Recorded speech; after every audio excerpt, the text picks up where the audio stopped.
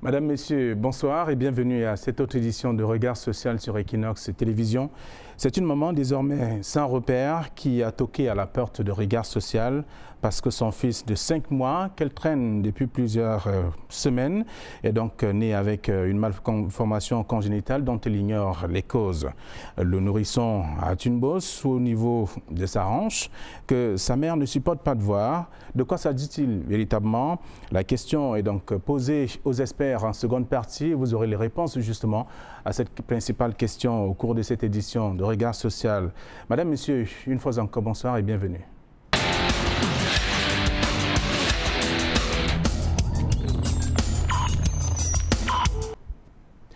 Elle est avec nous sur ce plateau avec son bébé justement qui est malade, un bébé qui garde quand même le sourire malgré la douleur qui le traumatise toutes les nuits.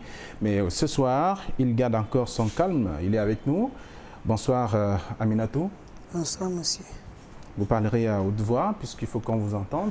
Bonsoir monsieur. Et justement, vous êtes la maman de Aoudou Salé, oui, monsieur. Qui est âgé de 5 mois. Oui, monsieur. Et qui garde toujours son sourire malgré la douleur. Oui, monsieur. Alors, de quoi il souffre? Il souffre d'une malformation, comme il souffre d'une malformation. Oui, expliquez-le de façon simple. Il est né avec, il est né avec une hernie. Il est né avec une hernie, Jean-Louis Petit, qu'il souffre avec tous ces jours-ci. Une hernie, Jean-Louis Petit. Oui. Comment vous savez que ça s'appelle ainsi? Je suis allée à l'hôpital faire l'échographie, voir un docteur. Il m'a demandé d'aller voir un spécialiste. Je suis partie. Quand je suis allée là-bas, c'est le temps-là qu'ils m'ont dit que c'est la hernie Jean-Louis Petit que mon enfant souffre, que c'est une hernie rare. Donc j'ai marché. À un moment donné, on attachait ça, on remettait à l'intérieur. Quand l'enfant mange, dès qu'il prend le souffle, ça ressort encore. C'est comme ça que ça s'est passé souvent. Alors vous dites que c'est une hernie, mais c'est au niveau de sa hanche? Oui. Et c'est une grosse boule? Oui. Oui. Vous dites qu'on attache de temps à autre? Oui. Pour lui permettre, pour permettre la peau de ne pas... la douleur. Oui. Et lorsqu'il exerce une pression, ça rentre? Ça ressort. Ça ressort, oui. Et c'est depuis combien de temps? Ça fait déjà 5 mois de cela. Vous avez constaté ça à quel moment? Le jour qu'il est né. Le jour qu'il est né? Oui, le jour qu'il est né. C'est le médecin qui l'a constaté? Oui, dès qu'il est sorti du ventre, le médecin a demandé que qu'est-ce qui ne va pas avec l'enfant, c'est quelle bosse qu'il porte. L'autre qui m'a fait accoucher a dit que lui ne connaît pas, il a aussi vu ça comme ça. Il est venu regarder ça, il a trouvé que c'est une bosse.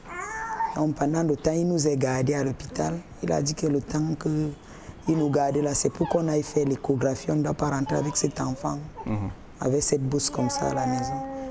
Nous sommes restés. À un moment donné, mon mari est venu, nous sommes rentrés à la maison. Quand nous sommes rentrés, un mois plus tard, il nous donne l'argent. Je n'ai pas fait l'échographie. Quand j'arrive là-bas à l'hôpital, j'ai fait l'échographie, je rentre, on demande l'opération de l'enfant. Quand on demande l'opération, je rentre, je lui dis, quand je dis au monsieur, il m'envoie au village. Quand il m'envoie au village, il me demande d'aller là-bas, que ici, là, l'échographie, donc l'opération est chère. Oui, c'était fait pour faire quoi au village, lorsqu'il vous demande de partir au village? Il me demande d'aller voir les spécialistes du village là-bas, que là-bas, ça serait moins cher l'opération. Ayos. Ayos? Oui, c'est dans la région du centre. Union Infumo. Union Infumo, oui. Il me demande d'aller là-bas. Quand je suis arrivée là-bas, je suis allée voir le docteur. Le premier docteur que j'ai d'abord vu, il a dit qu'il ne doit pas faire opérer d'abord l'enfant. D'accord. Que l'anesthésie... Qu'il ne peut pas faire opérer l'enfant, que l'anesthésie peut déranger l'enfant. Il m'envoie encore, il y a un médecin qu'on a recruté. Celui-là, depuis le machin, les charges que lui doit opérer l'enfant. Les gens du village m'ont demandé de ne pas accepter. Je risque de perdre mon enfant. Je suis partie à la Fondation Z, Arrivé à la fondation, il me demande 300 000 qui doit opérer l'enfant. Alors, dites-nous, comment vous vivez avec cet enfant? Déjà qu'il faut présenter de la bosse qui le traumatise là. Vous allez le déshabiller un peu. Tenez ceci. Voilà, merci. Alors, le petit Sali. On va voir ce que vous avez comme bosse.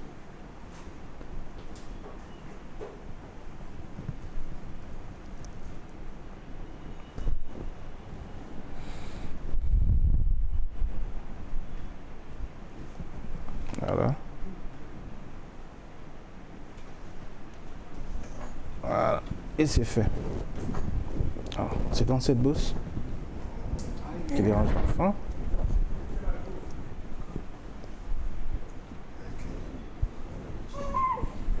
Ouais. Ça va? Alors, vous dites bien que vous êtes allé à l'hôpital et on vous a donné le nom de la maladie. Oui. Ça s'appelle la hernie Jean-Louis Petit. Jean-Louis Petit. C'est une hernie rare. Oui, c'est ce qu'ils ont dit. Ok. Vous dites bien que les intestins partent du ventre pour se loger à cet endroit. Oui. Et comment est-ce qu'il passe ses nuits? C'est avec beaucoup de douleur? Il pleure aussi? Il pleure toute la nuit. Donc on n'arrive pas à dormir dans la nuit. Dès que la nuit arrive, il se met à pleurer seulement. Voilà. Alors, qu'est-ce que les médecins ont dit? Que c'est possible de remédier à la situation? Oui, ils ont dit qu'on peut opérer ça pour remettre les organes à sa place et recoudre. C'est ce qu'ils m'ont dit. D'accord. Alors, et son papa, il est où? Son papa, après avoir nous envoyé au village, je suis revenu ici à Douala pour prendre les nouvelles, comment on doit faire de l'enfant, parce que j'avais des amis là-bas, sans nouvelles. Arrivé à la maison, j'ouvre la porte, je demande au bailleur, c'est le bailleur même qui vient ouvrir la porte, il me demande que je cherche quoi. Je lui dis que je suis venu regarder mon mari. Après il me dit que non, votre mari a appelé qu'il a libéré la maison. Je lui dis que comment c'est impossible qu'il appelle qu'il a libéré la maison. Il me dit qu'il lui dit qu'il est au nord. Je lui dis que non, il n'est pas au nord, il est là. Le matin, nous sommes quittés. Je suis rentré parce que je suis arrivé ici à 20h, quittant Dayos. Je suis parti dormir chez ma voisine. Le matin, je suis venu, le bailleur a cassé la porte. J'ai trouvé que mes choses dans la maison, il a enlevé tout ce qui lui appartenait. Il est parti avec. Alors, est-ce que vous aviez des problèmes au départ ou c'est simplement Moi, parce que je n'avais aucun problème avec lui. L'enfant est malade? Moi, mon seul problème avec lui, il était parti au nord. Quand il est rentré du nord, il est rentré avec les photos d'une dame, disant que c'est sa cousine. À ma grande surprise, j'ai trouvé que ce n'était pas sa cousine. Je lui demande que, à l'état que nous sommes, tu n'arrives pas à garder tes 2 enfants. Et moi-même, tu n'arrives pas à m'entretenir. Tu veux encore aller te remarier. Parce que c'est devenu une appel chaque nuit. Alors, est-ce qu'il prend soin de l'enfant? Non, il ne prend pas soin de l'enfant. L'enfant avait refusé les seins. Il ne prend pas soin de l'enfant. C'est moi qui m'en occupe de mon enfant et ma maman. Il ne fait rien pour l'enfant. Alors, qu'est-ce qu'il dit quand vous l'appelez pour lui parler de l'enfant? Il ne décroche même pas le téléphone. La première fois quand l'enfant a chuté, le truc là lui faisait mal. Nous sommes allés à l'hôpital. On a dit que ça lui, soit si ça veut l'étrangler ou c'est quoi. On appelle, il dit qu'on lui dérange au travail. Je garde le téléphone. Ma petite sœur prend le téléphone. Elle lui rappelle encore. Dit que c'est ton enfant qui est malade, c'est pour ça qu'on veut te joindre. Il dit à ma petite sœur que est-ce que tu es dans mes poches? C'est ce qu'il répond à ma petite sœur. Okay. Ma petite sœur accroche le téléphone. Après, il rappelle encore. Il dit à ma petite sœur qu'il ne faut pas me déranger quand je travaille. Après, ma petite sœur lui répond que garde ton argent. Moi, je veux payer les sirops à l'enfant. Alors, dites-nous, lorsque vous étiez enceinte, vous aviez suivi le cursus normal d'une femme enceinte, c'est-à-dire des examens? Non, monsieur. Quand j'étais enceinte, j'étais déjà à 7 mois de grossesse. Je lui ai dit que la grossesse ne fait que s'avancer. Je suis déjà à 7 mois de grossesse. Il faut que j'aille faire les visites prénatales. Le monsieur me répond qu'il n'a pas de l'argent. Je lui ai dit que tu veux qu'il fasse alors comment? Et voici les douleurs qui me dépassent au bas-ventre. Il reste, il enlève 10 000 francs d'abord, premier pas. Il enlève 10 000 francs, il me donne, je pars à l'hôpital. On m'a dit que c'est insuffisant. Je rentre et lui dis que toi, tu connais qu'à Douala, ici, là, on ne peut pas faire l'examen prénatal avec 10 000 francs. Il enlève 5 000, il me donne. Après avoir me donné 5 000, je suis venue à l'hôpital faire ce que je devais faire. Ils ont fait la quantité des examens qu'ils pouvaient faire. Je suis rentrée à la maison. Quand je suis rentrée, ils m'ont demandé de revenir. Arrivé là-bas, je lui dis, il me dit qu'il n'a pas de l'argent. Quand j'avais déjà mal au bas-ventre, je suis revenue voir la femme Landobassi. Elle m'a prescrit les échographies. Elle m'a demandé de faire les échographies urgentes parce que je saignais parfois. Parfois, quand je reste comme ça, de l'eau coule sur moi. Elle a dit qu'il faut les échographies urgentes. Quand je rentre, je lui dis, il ne prend pas part jusqu'à ce que j'ai accouché. Alors, vous avez accouché à combien de mois? 9 mois normalement. 9 mois? Oui. D'accord. Ok, aujourd'hui vous avez votre bébé qui est malade depuis le premier jour de la naissance, que cela a été constaté par des médecins. Alors, pourquoi on n'a pas pu solutionner ça dès les premiers jours? Qu'est-ce que les médecins ont dit? Les médecins ont dit qu'ils devaient faire ce qu'il faut faire, mais de mon côté, je n'avais pas les moyens. Ok. Je n'avais pas les moyens parce que le père ne prenait pas part. S'il ne prenait pas, on devait le faire, mais il ne prenait pas part. Et de mon côté, je n'avais pas les moyens. La seule personne qui pouvait me dire, elle est malade. Alors, vous avez évalué, ou les médecins ont évalué le coût de la chirurgie à faire? À combien à peu près? Ici à Douala, à Bingo, on m'a demandé 500 000 francs. 500 000 pour opérer l'enfant? Oui. Et à Douala, à Ayos là-bas, c'est Ayos qu'on m'a demandé 300 000 pour l'opération. Et vous n'avez jamais eu cet argent? Je n'ai jamais eu. Ça va? Ok. Alors, vous allez vous adresser à son papa, certainement qu'il regarde l'émission en ce moment. Vous avez un message à lui dire? Tout ce qu'il peut lui dire, c'est le remercier. C'est tout ce qu'il peut lui dire. Je ne sais pas quoi lui dire. Je suis assise. Je lui remercie de ce qu'il a fait. C'est tout ce qu'il peut lui dire pour le moment.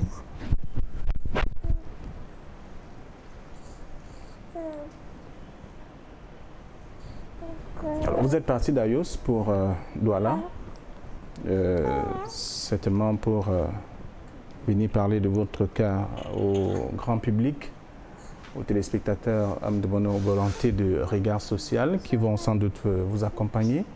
C'est dans le cadre de la prise en charge de cet enfant. Oui. Vous leur dites quoi en ce moment? Je supplie la population de m'aider. Les gens de bonne volonté, les peuples camerounais, pardon, aidez-moi à couvrir le sourire et le sommeil à mon enfant. Chaque nuit, je ne dors pas.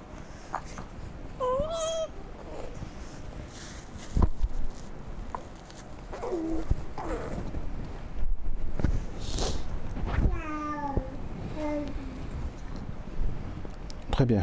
Je voudrais inviter les téléspectateurs à vivre ces moments douloureux de ce programme Regard Social et surtout vivre le quotidien de cette petite famille. Où est-ce que cette famille vit et dans quelles conditions? Je voudrais vous inviter à suivre le reportage qui a été mené avec la caméra de Warren Z2. Et bien entendu, au cours de ce reportage, vous allez découvrir les circonstances et les difficultés que rencontre cette petite famille. Et juste après... Quoi? L'autre qui m'a fait accoucher a dit que lui-même il ne sait pas, il a vu ça seulement sur l'enfant, comme ça. Après il m'a posé les questions que quand je suis venue faire les visites prénatales, est-ce que j'ai suivi toutes mes visites prénatales? Je lui ai dit que non. Durant ma grossesse, l'homme m'a donné 15 000 seulement d'aller à l'hôpital. Après, quand je lui demande de l'argent, il me dit qu'il n'y a pas l'argent, il n'y a pas l'argent. À un moment donné, le bas-ventre me faisait mal. Je suis allée à l'hôpital. On m'a prescrit l'échographie urgente. J'ai ramené à la maison, je lui ai donné. Il a refusé de me donner de l'argent et je n'ai pas fait cette échographie. Je suis allée à l'hôpital une seule fois durant toute cette grossesse. Et le jour de l'accouchement, je suis allée à l'hôpital. J'ai saigné seulement. J'ai passé tout le temps à saigner. Ils ont même eu peur là-bas à l'hôpital. Donc le type là, alors c'est alors levé. Il avait même, le général là avait la perfusion en main parce qu'il n'y avait qu'un seul médecin là-bas. Il a enlevé sa perfusion avant d'arriver. L'enfant était déjà né et dans le sang toujours. Des visites prénatales non respectées, faute de moyens financiers. Le père de l'enfant ayant évoqué la sécheresse financière comme mobile de sa réticence. À l'accouchement, il demandait les habits. Il n'y avait pas les habits. C'est ma copine qui part au marché en Dogbassi. Mon beau-frère m'a donné 5 000 francs. J'avais les 5 000 francs sur moi. Elle a payé un vêtement pour l'enfant. Elle a amené. J'ai appelé ma petite sœur. Elle m'a envoyé de l'argent. On a payé le reste des choses. Ils nous ont gardés pendant 3 jours là-bas chez eux d'abord. Pour que le type doit donner l'argent, on est à l'hôpital. Il est venu les convaincre qu'on sort de l'hôpital lundi pour qu'il aille me donner l'argent, je parte à l'hôpital. Arrivé à la maison, on a fait presque 1 mois à la maison, il n'a pas donné l'argent. Il fallait qu'il me fâche d'abord contre lui. Après, il a alors enlevé l'argent, comme il m'a donné 5 000 francs d'aller à Bingo. Arrivé là-bas à Bingo, on m'a demandé 10 000 francs pour l'échographie. Je lui ai appelé, je lui ai expliqué. Il m'a demandé de prêter de l'argent. J'ai pris l'argent chez ma copine. Donner l'argent pour l'autre, pour rembourser, même c'était tout un problème. Dès que je suis rentrée, il a dit non. Il ne doit pas me donner cet argent, lui n'a pas l'argent. Il faut que j'aille au village avec l'enfant. Comme on opère là-bas à Osla, ce n'est pas cher que j'aille là-bas. C'est depuis le jour-là qu'il nous a envoyés. Afin de prendre la poudre d'escampette en leur absence. À ce jour, la maman et son fils ne savent plus à quel sens se vouer. Difficile de pouvoir joindre les deux bouts. Partir au village pour qu'on reste, la charge doit un peu diminuer sur lui. Il doit commencer à garder l'argent pour l'opération de l'enfant. Je lui ai dit que ma maman est malade, on ne veut pas les bruits sur ma maman. Je ne peux pas envoyer les enfants seuls au village, dans notre village chez ma maman. Il faut que moi-même je dois être à côté des enfants. Il a commencé à compliquer. Nous sommes alors partis, l'enfant est tombé malade. Je lui appelle, il ne décroche pas le téléphone. Quand je lui appelle, il ne décroche pas le téléphone. Après, ma petite sœur a pris le téléphone, elle a appelé. Il a refusé de prendre. Elle a encore réappelé. Après, il a alors demandé à ma petite sœur qu'il nous a envoyés au village quand l'enfant avait 1 mois et demi. 1 mois, 2 semaines. Et aujourd'hui, il a 5 mois. Sans de ses nouvelles. Non, il n'est pas jeune. Mes frères et sœurs musulmans, aidez-moi. Parce que mon enfant est malade. Aidez-moi, il risque de mourir. Il a la haine du petit, je vais l'aider, s'il vous plaît. Aidez-moi, mes frères musulmans, aidez-moi. Je n'ai pas d'argent et son père a fui, m'a laissé avec lui. On va l'été, on s'est mis derrière bien. D'abingela miaouro baba matko jilli atiambe mako. Useni on va l'été, il doit faire valiter. Valiter am useni to be yambitini moni. Voilà mi bingelam tan mi mañugo useni valliti am bandiraɓe am ko temakeni mutanen duniya don Allah yan uwana temako nake so don Allah don annabi temako. Le quotidien de cette petite famille, vous l'avez d'ailleurs suivi à travers ce reportage qui permet également de situer le cas de ce soir. Et pour davantage avoir les explications sur la maladie qui terrorise cet enfant, nous recevons Dr Tchatchoua Pierre. Bonsoir. Bonsoir Flavien. Vous êtes chirurgien général, oui. L'un des doyens en tout cas que le Cameroun ait connu jusqu'ici. Pas nécessairement le doyen, il y en a plus âgé que moi. Je voulais dire tout simplement que je suis avec vous depuis plusieurs années. Voilà. Il y a bien d'autres.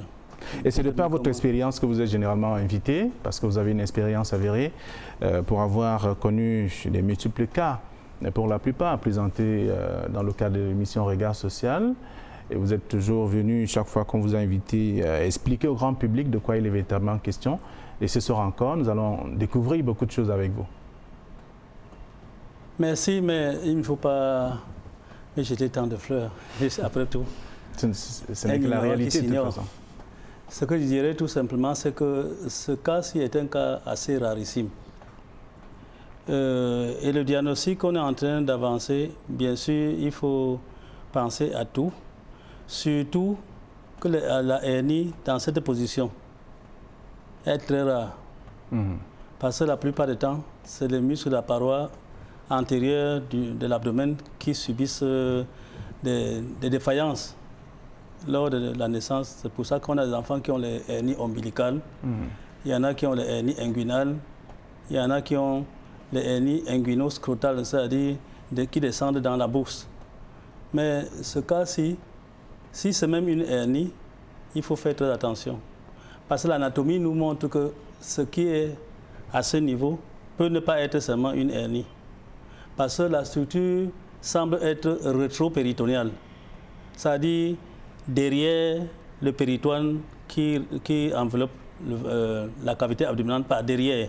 Et cette zone, si c'est rétro-péritonial, il faut être très, très précautionneux pour aborder cette intervention. Mais je dirais d'emblée, à l'entame, que l'enfant est encore très jeune pour pouvoir le soumettre à une intervention chirurgicale. Quoique, il y a des enfants qu'on opère, par exemple l'atrésie de l'œsophage, ou bien les communications trachéo-cardiaques qui existent, ou bien carotidiennes, qu'on opère très tôt. Mais il faut avoir un service de réanimation néonatale très important. Donc il faut un bon diagnostic pour savoir exactement de quoi il souffre. Il faut faire tout pour avoir de façon précise les contours qui sont voisins du problème de cette voussure que l'enfant a. D'accord. Parce que si c'est rétro-péritonial, ça va impliquer le rein, qu'il ne faut pas négliger.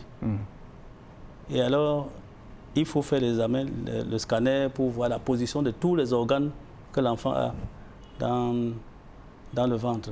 On peut être surpris de voir que même ça peut être un urinome, c'est-à-dire une tumeur due à une fistule de l'urétère plutôt, et qu'une partie des urines constitue ce qui est comme une voussure. Quoique l'enfant soit né avec, ça ne veut pas dire qu'il a acquis ça après la naissance. On peut avoir des surprises. D'accord. Vous allez davantage nous expliquer tout cela tout à l'heure. Le temps d'accueillir également Dr Honoré Mapi de Balzac. Bonsoir et bienvenue. Bonsoir Fabien, bonsoir à tous. Bonsoir mon papa. Merci. Merci. Bonsoir à tous les auditeurs. C'est une chance de vivre aussi un peu longtemps. Encore que je n'ai pas encore 80 ans. Donc vous avez encore... Je l'espère, selon la volonté de Dieu. Thank you. Alors, vous êtes gynécologue obstétricien et chaque fois qu'on vous a invité, c'est pour également éclairer la lanterne des téléspectateurs. Et ce soir encore, nous avons un autre cas qui, selon Dr Tchatchoua, est un cas rare et la mère l'a d'ailleurs évoqué. C'est vrai, c'est un cas véritablement rare, ce genre d'effet pariétal, ce genre d'hernie, appelons ça comme ça, qu'on ne retrouve pas toujours. Donc c'est une bonne chance pour un enfant de pouvoir porter une malformation comme celle-là, qui peut être diagnostiquée à l'échographie. C'est quand même une masse qu'on peut voir à l'échographie. Mais il faut faire attention, ce n'est pas toutes les masses visibles à l'échographie qui bénéficieront d'un diagnostic, d'un traitement anténatal. Parfois, on regarde, on voit bien ce que c'est, mais il faut attendre l'accouchement avant de faire véritablement un bon diagnostic, comme disait mon aîné. C'est très important ici, c'est une situation assez délicate. Il a bien déblayé le terrain en disant ce qu'il y a ici. Le plus important, c'est de savoir déjà qu'est-ce qu'il y a à l'intérieur, de faire un bon diagnostic avant de se lancer à un traitement qui, visiblement ici, est chirurgical. Très bien. Alors, merci également d'être venu ce soir. Armand Api, bonsoir. Bonsoir, Vous êtes psychologue clinicien, je le rappelle simplement, puisqu'on vous l'êtes, et vous avez regardé l'environnement dans lequel cette petite famille vit. Il y a à dire à propos? Bien évidemment, c'est un environnement qui est hostile.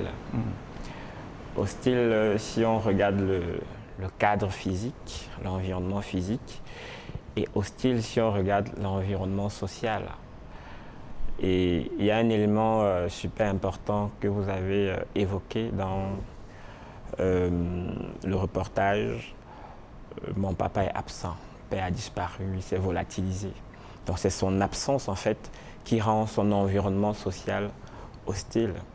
Si on part de l'hypothèse avérée qu'un enfant, pour son développement, qu'il soit un enfant neurotypique, c'est-à-dire qui a priori n'a pas de problème, ou un enfant qui est malade, qui a une malformation, qui a un problème quelconque.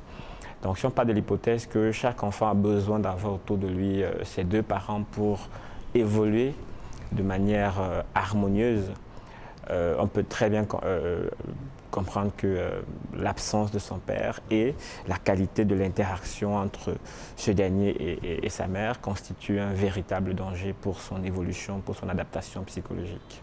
Alors, c'est donc un double, un triple ou un quadruple problème que traîne cette petite famille. Aujourd'hui, Dr Tachua, vous aviez commencé à déblayer le terrain.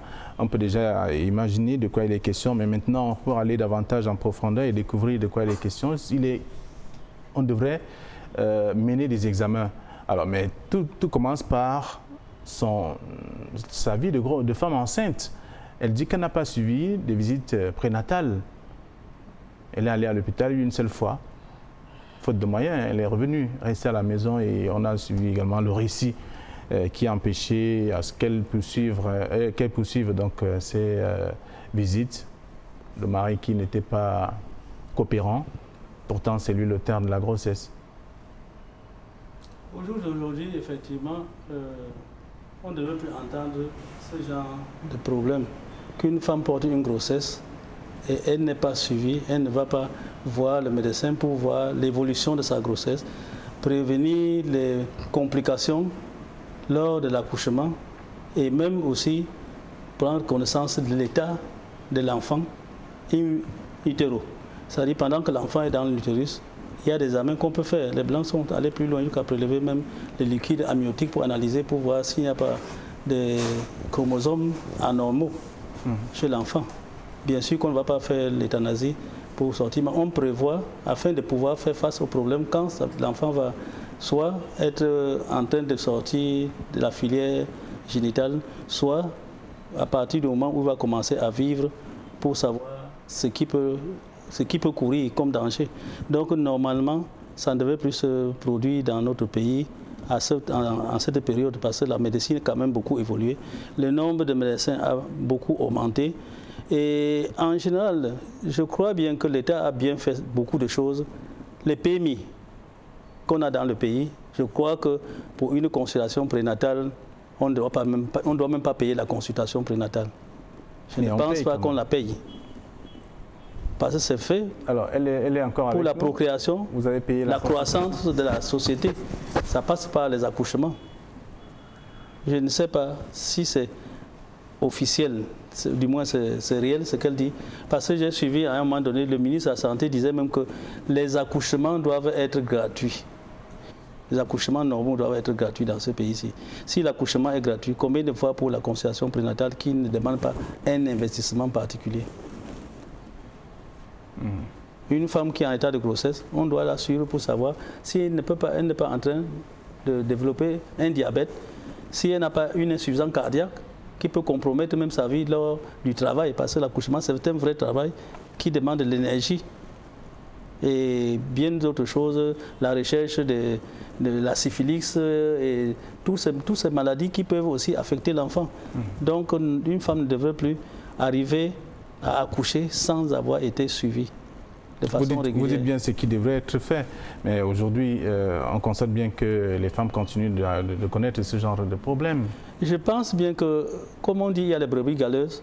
Ce doit être, quand un médecin va demander l'argent, on a même affiché à la cantine qu'on ne doit pas corrompre. Mais quand le malade arrive dans le bureau du médecin et que le médecin dit « tu me donnes quelque chose afin que je puisse bien t'examiner », ça veut dire que si tu ne donnes pas, il ne va pas bien t'examiner, il va bâcler ton examen et le traitement. Mais normalement, de grâce, nous sommes tous passés par la filière génitale. Je crois bien que le médecin qui voit une femme enceinte ne devait pas poser ces conditions. D'accord. Mais l'État dit une chose, on n'est pas sûr que les responsables font la même chose que l'État demande. D'accord. Alors, docteur Imapi, je m'appuie sur ce qu'elle dit et qu'elle a d'ailleurs donné comme récit tout à l'heure, elle a fait comme récit sur la méthode à suivre, le comportement d'une femme enceinte qui n'a pas été respectée quand même. Est-ce qu'à partir de là, s'il y avait eu ces échographies, on aurait dû, ou alors on aurait pu découvrir que cet enfant avait du souci avant la sortie des entrailles de sa mère? Si vous constatez la majorité de ces malformations que nous avons ici, les femmes vous diront toujours que la grossesse n'a pas été suivie comme ça se doit. Soit elle n'a pas été suivie, soit elle a été insuffisamment suivie, soit elle a été suivie par un personnel non qualifié. Voilà les gros facteurs qui peuvent amener à avoir des accouchements à risque, ce qu'on ne devrait pas avoir.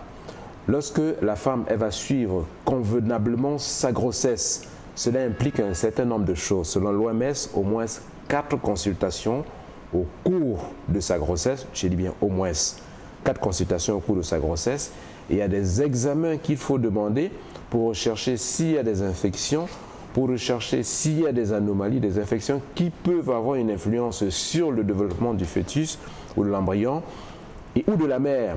Rechercher des maladies métaboliques comme le diabète, des maladies comme l'hypertension artérielle qui peuvent avoir une influence sur l'évolution ou sur le devenir du futur enfant. Mais également l'échographie qui est un élément aujourd'hui très important dans le suivi de la grossesse parce que quand on anticipe, on peut faire beaucoup de choses. Je l'ai dit, et je l'ai déjà dit ici à plusieurs reprises, une femme devrait avoir environ 3 échographies au cours de la grossesse. Une première échographie au premier trimestre, une deuxième échographie au deuxième trimestre entre 22 et 24 semaines d'aménorrhée et une troisième échographie. Ce n'est pas pour faire dépenser de l'argent, mais simplement pour faire un certain nombre de diagnostics. Il y a des malformations, puisqu'on en est, qu'on peut diagnostiquer au premier trimestre de la grossesse. Il y a des diagnostics, il y a des malformations qu'on peut diagnostiquer au deuxième trimestre de la grossesse. D'ailleurs, l'échographie du deuxième trimestre, c'est justement pour faire une étude complète de l'enfant. De l'intérieur du cerveau, de l'intérieur du cœur, de la paroi, comme ce que nous on est en train d'observer. C'est clair, si on aurait pu faire un diagnostic à l'échographie. Et encore, il faut que cette échographie soit faite par des personnes qui sont qualifiées. Parce qu'aujourd'hui, il y a beaucoup de personnes qui ont des échographies dans leur cabinet, qui disent je fais des échographies, simplement ils ont fait un balayage, mais réellement ils n'ont pas la sémiologie, ils n'ont pas l'ABC de l'échographie obstétrique ou bien de l'échographie tout court. Ils vont dire on a fait l'échographie, mais on n'en a pas fait. Donc il se pose vraiment ce problème-là de savoir qui fait l'échographie, qui fait la consultation prénatale. Et ça, parce qu'on sait que l'accouchement, c'est facile. C'est vrai, dans 90% de cas, l'accouchement devait être facile, la femme peut accoucher seule, mais il y a quand même 10% aujourd'hui qui sont assez compliqués. Et là, on ne devrait pas laisser que ces accouchements soient faits par n'importe qui, par un personnel qui n'est pas qualifié.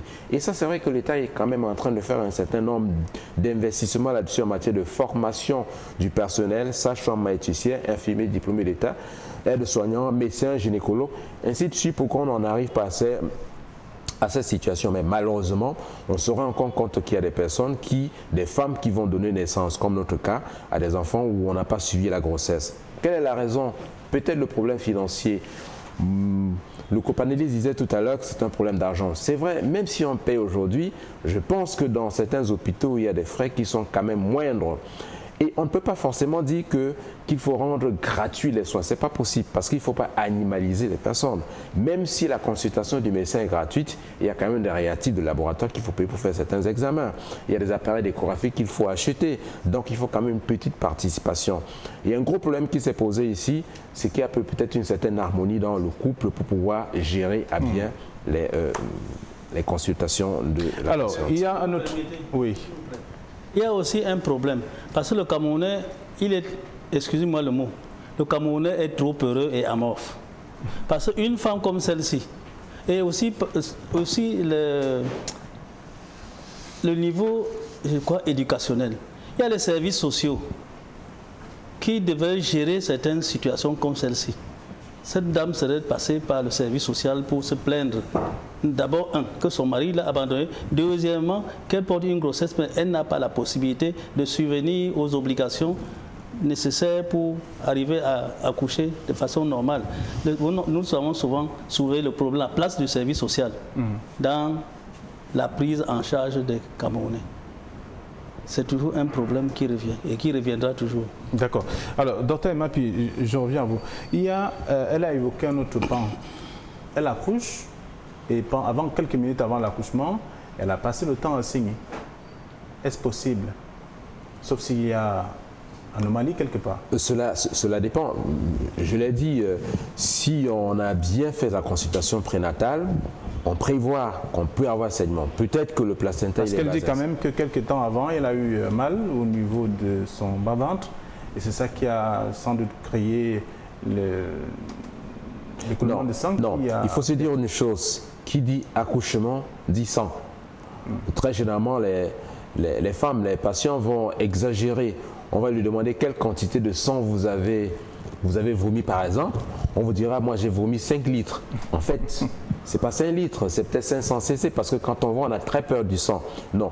En général, d'ailleurs, le saignement, c'est l'un des signes qui annonce qu'on va entrer en travail. C'est ce que nous appelons le bouchon muqueux. C'est une sorte de glaire qui est mélangée au sang. Alors quand on voit ça, on dit, j'ai saigné. Mais non, c'est tout à fait physiologique l'autre là. Si on dit véritablement un saignement, je pense que l'équipe obstétricale, n'importe qui, il a quand même peur quand on regarde la quantité de sang. Physiologiquement, au cours d'un accouchement, la femme ne devait pas perdre plus de 500 cc. Ça veut dire 2000 litres de sang. Voilà ce qu'il y a. Lorsqu'on est au-dessus, on estime que la vie de la femme peut être en danger. Et ça, il y a des mécanismes pour pouvoir arrêter cela. Alors, si elle a pu accoucher par voie basse, alors qu'elle a saigné avant, non, cela veut dire que c'est un peu un saignement qui inquiétait et qui n'a aucun rapport avec le problème que le bébé a aujourd'hui. Alors, Armand Api, on le voit bien, difficile justement pour cette petite famille de fonctionner. Elle est restée seule avec la grossesse, elle a accouché et aujourd'hui elle s'occupe de l'enfant seule également, elle ne travaille pas, elle attendait tout de son époux. Mais, la vie de couple a des réalités qui sont connues et qui devraient, dans des conditions normales, être appliquées. C'est-à-dire que lorsque on choisit de donner naissance à un enfant, bien lorsqu'on choisit de se marier, il y a des réalités auxquelles on est obligé de faire face, c'est-à-dire prendre soin de son épouse, et si elle est enceinte, prendre soin d'elle et tout. Mais comme le disaient les deux experts, les deux médecins sur le plateau, on est dans un environnement où on ne prend pas en considération les problèmes qui peuvent survenir avant. On ne prend pas en considération l'avant.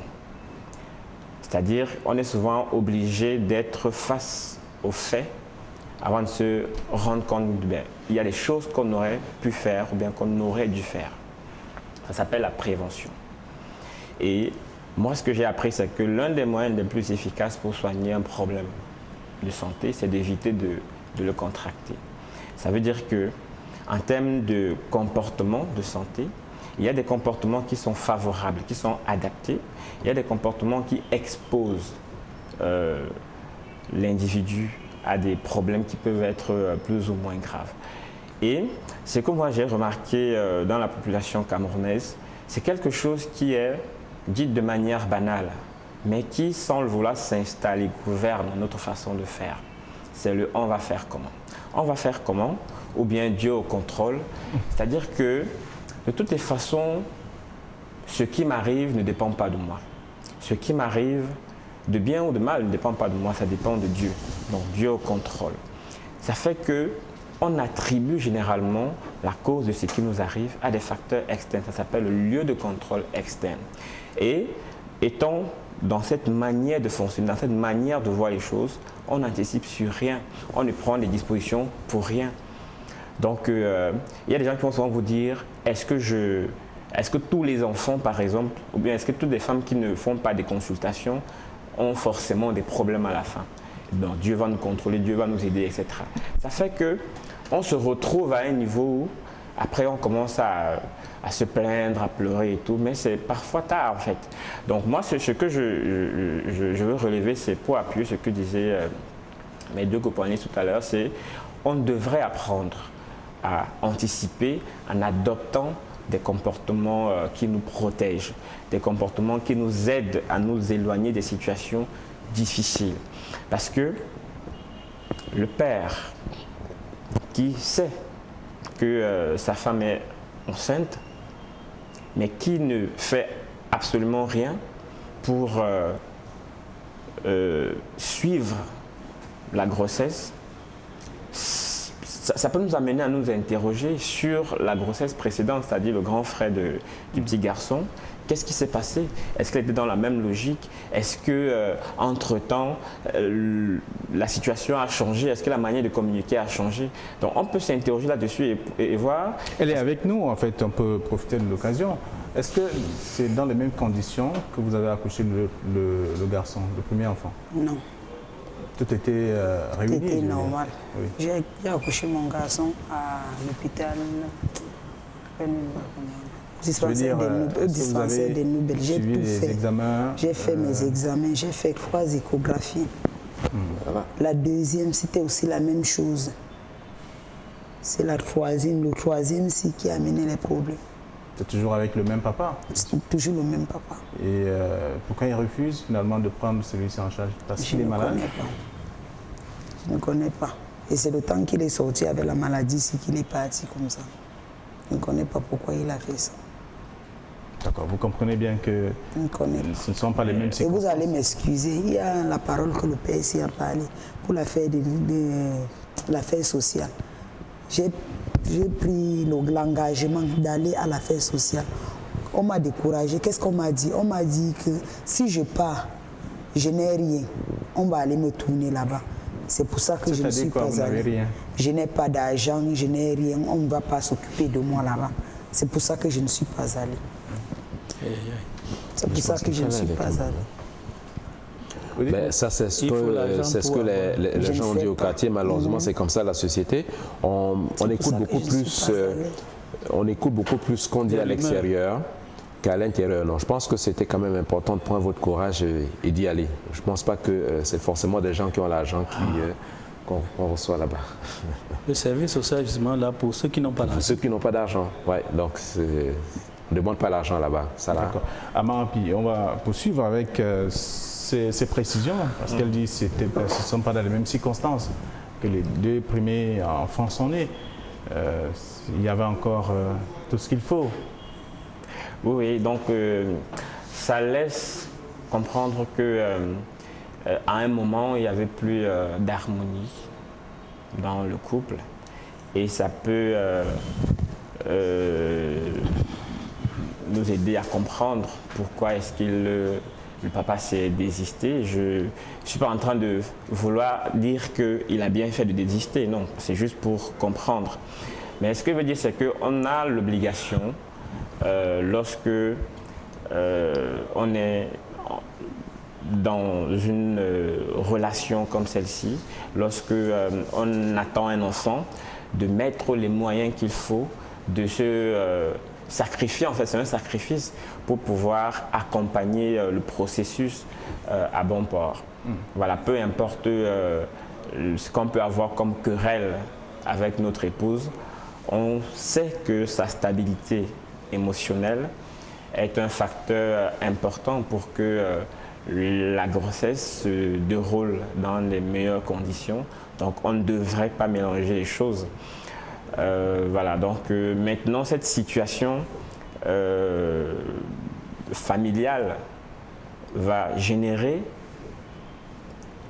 des complications, ou bien des problèmes sur le plan psychologique, entraînant des difficultés du genre un stress permanent, des problèmes de sommeil, ou bien des images, des disputes, certaines situations qui reviennent en permanence dans la tête de la maman et tout.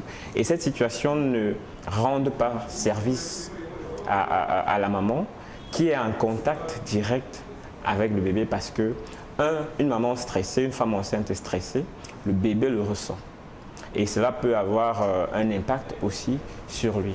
Donc ce qu'on a constaté dans la recherche, c'est que lorsque une maman est anxieuse pendant la grossesse, il y a de grandes chances que l'enfant qui naît soit quelqu'un qui soit en permanence anxieux. Donc ça veut dire que la qualité de l'état émotionnel de la maman pendant la grossesse a une influence sur le fœtus ou bien le bébé qui est dans le Alors, il ne faut pas oublier qu'il y a aussi des mamans qui cherchent parfois des problèmes pour rien à l'heure du tout parce que l'état de la grossesse peut créer quand même. Et effectivement, je complète. Voilà, justement, c'est pour dire que pendant pendant les visites prénatales, il y a un aspect qui n'est pas très souvent pris en compte. C'est que on reste focalisé sur les aspects biomédicaux. C'est-à-dire que, comme le disaient les médecins, on va regarder le cœur, on va regarder ceci, on va regarder cela. Mais on oublie complètement que la personne aussi a un esprit, la personne a une vie psychologique, mentale qu'il faudrait regarder et qui nécessite un intérêt aussi spécifique que l'intérêt qu'on porte à son aspect physique, à son aspect physiologique. Je voudrais comprendre avec vous, dire qu'une femme enceinte devrait consulter un psychologue également. Bien sûr, parce que même pendant cette période, on va aussi la former ou bien l'entraîner à ce qu'on appelle les compétences de parentalité, c'est-à-dire comment interagir avec l'enfant, comment jouer avec l'enfant, comment échanger avec lui, comment reconnaître ses moments de détresse, comment anticiper sur ses difficultés et tout. Parce que son développement harmonieux dépend de la qualité de l'interaction et de la qualité des compétences parentales de ses parents, pas simplement la maman, mais aussi du père. Donc si l'environnement n'est pas stable pour l'enfant, cela constitue un facteur de risque important pour des problèmes de santé mentale et aussi pour des problèmes de santé physique. Flavien, il faut quand même en appeler à la responsabilité des hommes, des maris qui très généralement jettent l'opprobre sur la femme chaque fois que l'enfant a un problème. Hein. C'est-à-dire chaque fois quand il y a une malformation, un problème, c'est à cause de la femme. Il abandonne, il s'en va. Ça, il démissionne, ça c'est ce qu'il faut dire. Ce qui est très mauvais. Je pense que dans ce genre de situation, l'union va faire la force. La femme, elle est toute seule, elle ne peut pas gérer sur le plan financier, sur le plan psychologique, sur le plan moral, sur le plan physique. C'est totalement difficile. Alors que le monsieur, lui, il va se faire une autre vie dehors. C'est totalement absurde. Donc c'est important qu'on attire l'attention des hommes là-dessus et que parfois même, quand ce sont des maladies génétiques, cela peut provenir de l'homme, pas forcément de la femme. Alors quand il abandonne à la femme, qu'est-ce qu'il veut qu'elle fasse? Donc je pense que c'est important de stigmatiser cet aspect de choses-là. Et je rebondis sur mon ami Happy. Je pense quand même que en consultation prénatale, dans les services de planning familial, dans les services de consultation prénatale, on demande quand même aux sages-femmes d'aborder cet aspect psychologique-là avec les gestantes, mais également nous aussi en consultation. On ne regarde pas seulement l'aspect physique, l'aspect biologique comme il a dit, mais c'est tout son environnement. Ça, quand vous ne le regardez pas, vous avez failli. Parce qu'il faut voir comment est-ce qu'elle a bien mangé, est-ce qu'il y a une dispute, est-ce qu'il y a ceci avec les voisins, avec le mari, avec la famille, avec la belle famille. C'est autant de choses qu'il faut regarder qui lui permettent d'être épanoui. D'ailleurs, parfois, un bon nombre de temps qu'on passe en consultation, c'est beaucoup plus pour gérer cet aspect-là que gérer l'aspect médical qui prenait pas beaucoup de temps. Mais et c'est vrai, lorsqu'on a des situations qui sont assez compromettantes, en ce moment-là, on va demander d'aller voir un psychologue. Oui, généralement les femmes disent que lorsqu'on va en consultation, vous trouvez soit la sage-femme, soit l'infirmière qui vous accueille avec un manque de respect, et tout cela crée davantage une certaine colère, frustration chez la femme enceinte. Oui, lorsqu'on va dans des hôpitaux, nous on est en privé, on est en clinique, c'est individualisé, c'est une autre approche. Mais lorsqu'on va dans des hôpitaux, ce sont des formations de masse. Il est très difficile que celle qui va faire l'enseignement le matin, qu'elle soit de mauvaise humeur. Ça, on choisit toujours quelqu'un qui, même quand vous êtes de mauvaise humeur, je pense que vous mettez ça de côté et qu'on leur parle franchement. Ce sont des moments de convivialité qu'on observe très généralement dans ce genre de situation. Donc, la situation de mal parler, ça c'est quand on est en conversation en tête à tête. Ce n'est pas quand on parle publiquement. Oui. Alors, Dr Tchachua, je voudrais bien que l'on reste sur la maladie de cet enfant, puisque c'est de ça qu'il est question ce soir également. Une maladie déjà rare, oui. Alors, mais comment faire pour que ça arrive à un enfant aujourd'hui? Ça part de quoi, par exemple? Ou alors ça peut partir de quoi? En fait, les malformations, en réalité, il y a certaines malformations qui sont liées, le gynécologue le sait mieux que moi, à la prise de certains types de médicaments. Il y a des malformations qui sont liées aux rayons gamma, c'est-à-dire les rayons radioactifs. Il y a des malformations qui sont liées à des intoxications, le type de médicaments que la maman prend pendant la grossesse. Parce que chez nous, surtout, je n'accuse pas, avant que les Occidentaux n'arrivent chez nous, on fait toujours la médecine. Mais actuellement, il y a tellement de médecins tradipraticiens qui proposent des produits dont la nature n'est pas très bien connue aussi. Autant dire que même chez les Occidentaux, il y a des médicaments qu'on donne aux gens et c'est après des années qu'on découvre que tel médicament était nocif. Lié à une intoxication et on stoppe. Eux, ils ont le courage de stopper parce qu'ils mènent des enquêtes, ils font des statistiques et ils voient venir la complication. Mais même chez nous ici, ça a déjà fait des dégâts. Oui, mais au moins on a la possibilité d'arrêter à un moment donné. Tandis que chez nous ici, il n'y a pas moyen d'arrêter parce que c'est comme on parle des animaux en voie de disparition. Le nombre de rats que nous tuons, nous ne comptons même pas ce qui reste encore dans le champ parce que justement nous ne faisons pas ces enquêtes pour savoir contrôler ce qui se passe dans notre environnement. On continue seulement à consommer. On continue seulement à faire comme on faisait auparavant. Et aujourd'hui, le taux, par exemple, d'insuffisance rénale ne fait que galoper. Mais nous ne cherchons pas à savoir pourquoi. Et même les jeunes enfants de 15 ans ont des insuffisances rénales. Je voulais dire tout simplement que, normalement, il faut toujours être vigilant. Et les causes de malformation sont multiples. On ne peut pas faire autrement que de les subir. Parce que les facteurs sont multiples, même au niveau des aliments que nous consommons, des substances comme on appelle les stabilisateurs, les colorants, les aromates, qu'on met pour rendre dans la nourriture les choses agréables, comme la glace, tout ça. C'est bon dans la bouche, mais les effets secondaires sont toujours surprenants. Et on se trouve devant des situations qu'on ne peut pas arriver, on ne peut pas dire l'enfant s'il a ce problème à cause de ceci, à cause de cela. Ça foisonne, il y en a beaucoup.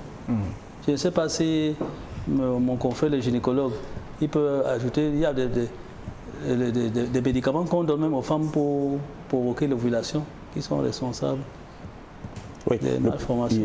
Non, le grand frère, je pense qu'il a vraiment dit l'essentiel, mais il faut simplement dire que le premier trimestre de la grossesse, ça les gens doivent comprendre. Le premier trimestre d'une grossesse, c'est une période assez délicate. Je pense que c'est la période la plus importante dans la vie d'un être humain en termes de formation, parce que c'est à cette période-là que les organes se forment de tout petit jusqu'à devenir grand. Alors, un médicament qu'on peut prendre pendant cette grossesse, pendant cette période-là, quand j'ai dit premier trimestre, c'est-à-dire jusqu'à 3 mois, cela peut influencer, cela peut détourner la formation, déformer oui, franchement la formation d'un organe.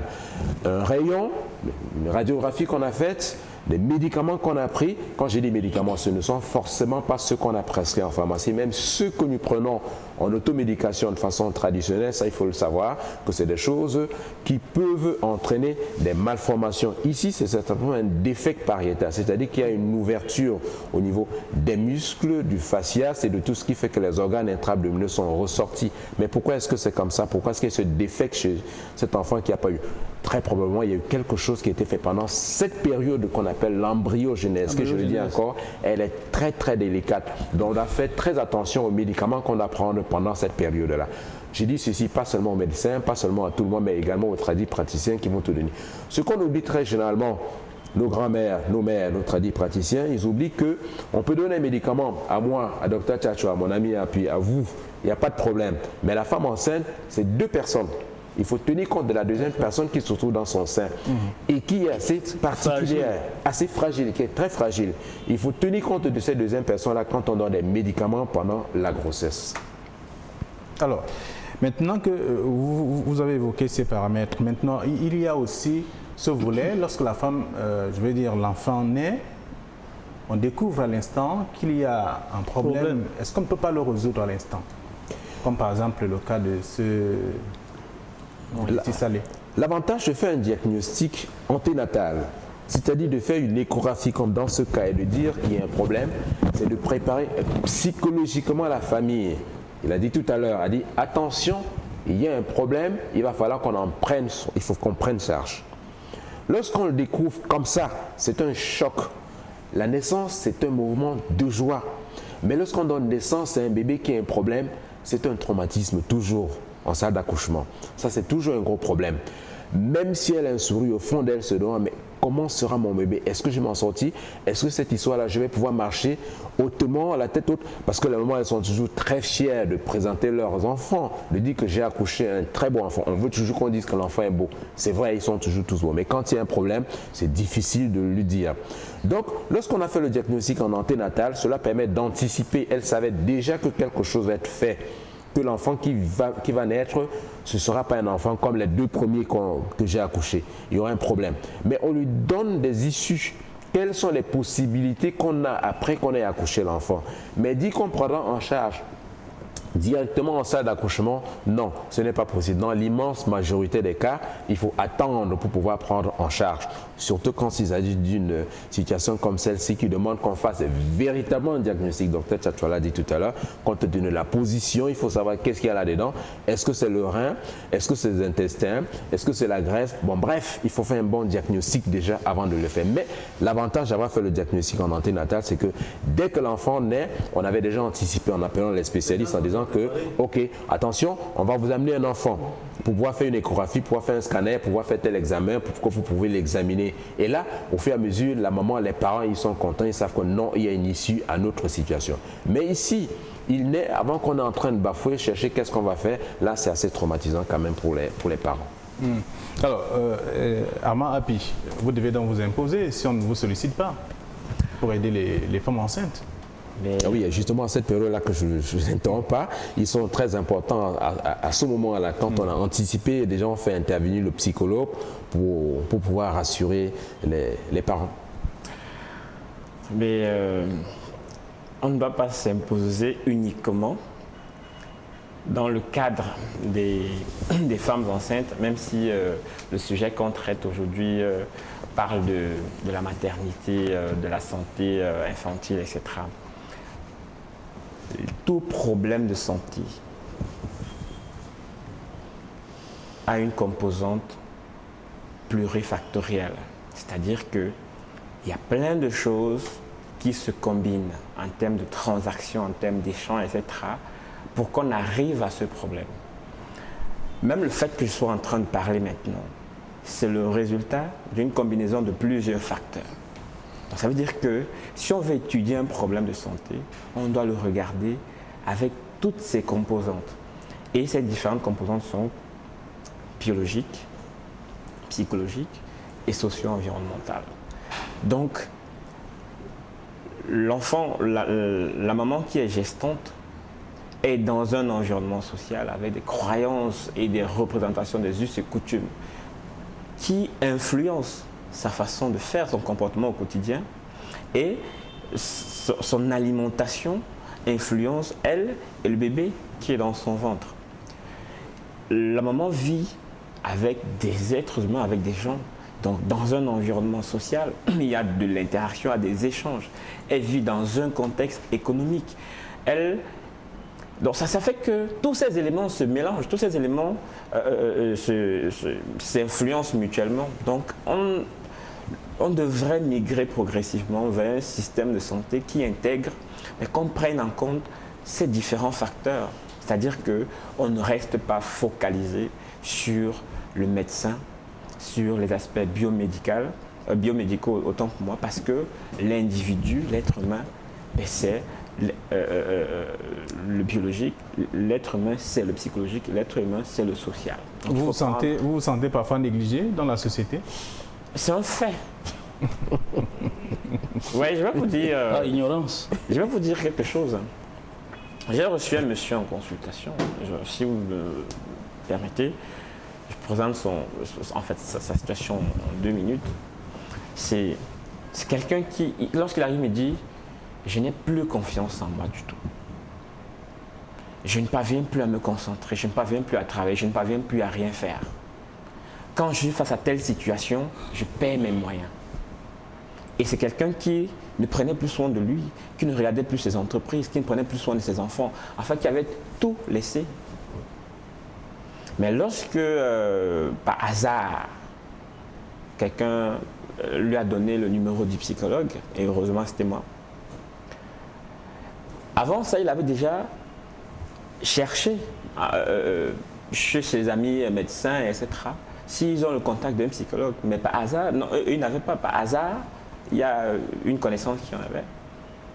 Et lorsqu'il arrive, il me dit, docteur, comme vous voyez là, j'ai déjà vu le cardio, j'ai vu le machin, tout ça. Il cite les noms. Et on m'a fait faire tel type d'examen pendant 3 mois. Il a fait le tour, le shopping des différents spécialistes. Voilà. Mais en l'espace d'1 mois, on l'a remis dans son fonctionnement habituel. Et lui me dit, je vais vous dire quelque chose, docteur. C'est pas par abus, il m'appelle docteur, vous voyez. Je vais vous dire quelque chose. Moi, avant, si on m'avait dit que le psychologue pouvait servir à quelque chose, je n'aurais jamais accepté. Mais actuellement, je suis une preuve vivante.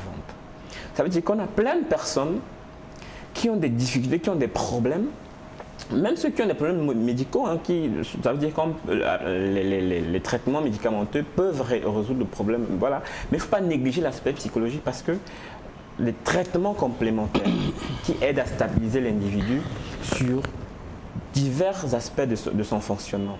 Parce que ce qu'on ne sait pas, c'est que dans l'intervention du psychologue, il y a une psychoéducation qui vise à l'amener à comprendre pourquoi est-ce qu'il est arrivé là où il est et qu'est-ce qu'il peut faire dans l'avenir pour éviter de se retrouver à ce... Ça s'appelle la médecine préventive. Ça s'appelle la psychologie de la prévention. Comment amener les gens à avoir des comportements adaptés, des comportements fonctionnels pour éviter de se retrouver piégés dans des situations qu'ils auraient pu éviter. Et là, je prends un exemple simple. Aujourd'hui, il y a plein de personnes il y a plein de familles qui souffrent le martyre parce qu'ils ont un enfant drépanocytaire. Mais beaucoup de personnes ne savent pas que c'est une maladie qu'on peut éviter complètement. Donc si une famille a encore aujourd'hui un enfant drépanocytaire, il faut vraiment se poser des questions. Voilà. D'accord. Vous êtes donc nécessaire, je vais dire important. Et ce qu'il faut noter, c'est que le psychologue est utile dans tous les services à l'hôpital. Bien sûr, c'est vrai. Ça veut dire que ce soit le gynéco, le chirurgien, dans tous les services, on a notre place. Maintenant, il faut savoir, en fonction des difficultés qu'on rencontre dans un service, comment on oriente l'évaluation, comment on oriente la prise en charge. D'accord. Docteur Tchatchoua, il est question justement de trouver la solution au problème de cet enfant. Quelle est la méthode? Comment est-ce qu'on va procéder? Déjà, pendant que l'enfant dormait, j'ai remarqué une chose. Parce que normalement, nous avons des petits instruments qui nous aident pour avoir un diagnostic. Il y a le thermomètre, il y a le tensiomètre, il y a le stéthoscope. Le problème de cet enfant, voyant déjà même que sa masse s'aplatit quand il est calme, ça veut dire qu'en réalité, ce n'est pas une voussure en vase clos. Il y a une zone de fuite où ce qui était tendu, à un moment donné, retrouve le chemin pour... C'est le mécanisme des hernies. À moins qu'elle ne soit étranglée ou engouée. En général, quand la personne dort, le volume diminue. Parce que la pression, l'agitation, le mouvement font en sorte que il y a une tension qui fait gonfler la zone fragile. Mais comme l'enfant dort, j'ai demandé à sa maman de lever la main parce que je voyais que ce n'est plus très bombé comme avant. Normalement, quand il y a une masse comme ça, avant d'aller mettre à l'échographie, le simple stéthoscope peut beaucoup aider. Si on posait le stéthoscope sur le ventre de cet enfant, si on peut savoir si c'est les anses intestinales qui sont dedans, le péristatisme. Oui. Tout à fait. Si c'est une poche liquidienne, en faisant les percussions, on va sentir la matité hydrique. Ça nous oriente déjà avant d'arriver même à l'échographie. Parfois, on peut faire une échographie, comme lui, le confrère a dit, par quelqu'un qui ne maîtrise pas la technique d'échographie, il raconte n'importe quoi. Vous avez déjà passé une émission ici où on demandait pourquoi est-ce quand on fait une échographie, on dit que l'enfant a le sexe masculin. Et après, quand l'enfant sort, c'est le sexe féminin. Pourtant, on a fait l'échographie. C'est pour dire qu'il faut des gens qui sont entraînés. Parce que le gynécologue, ça fait partie des épreuves à laquelle on le soumet, auxquelles on le soumet pour lui donner son diplôme de gynécologue. C'est absolument nécessaire. C'est comme si quelqu'un disait qu'il va avoir le permis de conduire, il n'a jamais appris à conduire. C'est terrible. Il n'a jamais touché. Il n'a jamais touché même la pédale ou le volant. C'est la clé de confirmation qu'il est un gynécologue. C'est une matière absolument nécessaire. Donc, mais d'autres confrères, comme on a dit tout à l'heure, par nécessité de gain, ils achètent l'appareil et ils font comme ils font. Alors, la mère a donné le nom de la maladie. Oui. Selon le médecin qui l'a consulté, qui a consulté l'enfant, la hernie Jean-Louis Petit. Effectivement, parce que j'étais en train de regarder depuis, je crois qu'il faut les amener encore cliniquement. Tout commence par la clinique. Parce que les examens de laboratoire ou bien les examens paracliniques qu'on fait, on peut vous donner un résultat. Et si vous êtes très vigilant en clinique, vous dites que ce résultat ne cadre pas avec ce que j'ai vu et que j'ai entendu. Donc, il faut commencer d'abord par la clinique.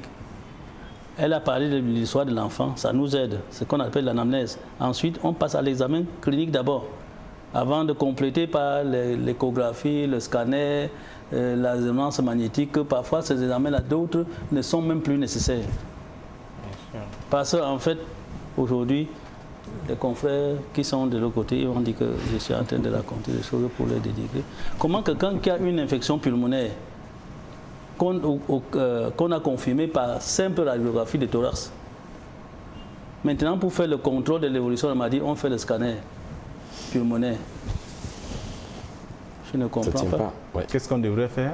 La radiographie simple. Radio, si on a fait le diagnostic avec la radio, il faut continuer avec la radio. Le scanner, et la personne est en train de bien récupérer en plus. La dame est entrée avec une dyspnée forte, elle a été mise sous oxygène et une température à 40 degrés. Température maintenant c'est 37,8 depuis 2 jours.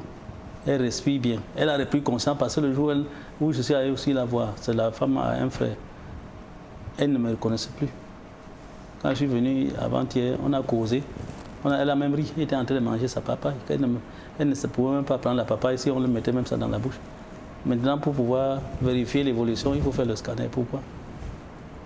Alors, pour dire tout simplement qu'il y a des examens qu'il faut demander, mais il ne faut pas en demander de trop. Les examens qu'on peut demander, c'est d'abord la clinique. Ensuite, maintenant, on a fait déjà l'échographie. Maintenant, pour peut-être, comme on dit, un mal peut en cacher un autre, une malformation. Si on veut pousser loin, vraiment loin, le scanner suffit. On arrête là. D'accord. Alors, docteur et Mapi, elle va donc voir qui lorsqu'elle partira de chez elle ou de sa maison, là où elle habite, par occasion, demain, elle ira rencontrer qui? Quel spécialiste ou alors un généraliste? Étant donné que c'est le traitement, visiblement, il est chirurgical, je pense que c'est le chirurgien qui va tout orienter. qui va dire il faut faire tel examen. Ce n'est pas le médecin généraliste, c'est le chirurgien ici. En commençant déjà par l'examen clinique pour confirmer quel est le genre de bruit qu'on entend. Si c'est les intestins, on va entendre les intestins. Oui, le chirurgien fera ça. Le chirurgien va d'abord faire. Il a dit il y a ce qu'on appelle une démarche diagnostique, c'est-à-dire on envoie chez le chirurgien qui fera son examen de façon libre, sans tenir compte de ce qui a été dit à Equinox. Bien évidemment, ça, il ne le ferait pas. Et maintenant, compléter ce qu'il a cliniquement, parce qu'on ne demande pas un examen. Quand on demande un examen, on s'attend à quelque chose. Quelque chose, effectivement. C'est-à-dire que quand moi j'ai demandé une échographie, je m'attends à ce qu'on me donne tel résultat. Je peux demander une échographie. D'ailleurs même, je vous coupe pas la parole. Quand nous demandons un examen, surtout l'échographie, radiographie, on aide le radiologue à se focaliser en disant que suspicion je cherche telle chose. Voilà. Voilà, c'est un peu ça. Donc, le chirurgien, il va l'examiner et puis il va en demander les examens qui lui permettront de confirmer ou d'infirmer le diagnostic qu'il a pensé cliniquement. Et il va lancer la batterie des examens qu'il faudra pour le traitement du petit. Mais je dis, permettez-moi... Alors, est-ce qu'il y a des conséquences s'il continue de rester ainsi? Attendez, justement, vous m'avez arraché le mot dans la bouche. Effectivement, la hernie a des problèmes. La principale complication, c'est l'étranglement. C'est-à-dire que les anses qui entrent dans cette poche et qui font gonfler la poche, à un moment donné, le trou par lequel les anses entrent se rétrécit et les anses ne peuvent plus rentrer dans le ventre.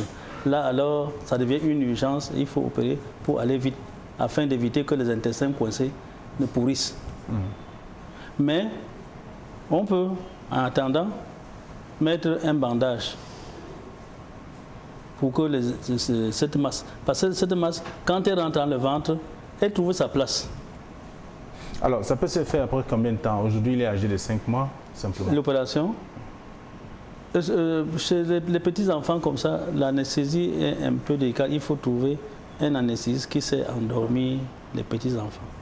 Mais si on n'intervient pas rapidement, on peut observer, attendre même qu'il ait 2 ans.